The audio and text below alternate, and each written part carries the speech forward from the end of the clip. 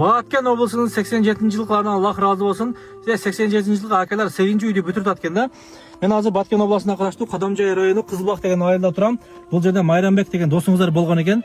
Қайтып болып кетіп артында екі баласы қалған екен. 87 жылғы.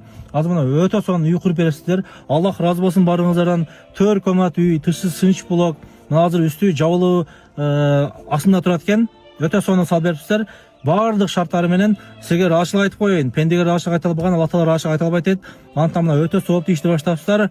Бүт 87-лер жашоосу жакшы болбой калган классташ кыздарыбызга поддержка, балдарга поддержка беребиз депсиздер. Антамна бул жака номер калтырып койдум. 87-жылкы досуңуздар байланышып жардам берем дегендер болсо, байланышып коюңуздар. Бул видеону Лейлектен баштап Кызылкайга чейинки бардык 87-лердин группасына поддержка кылып коюңуздар.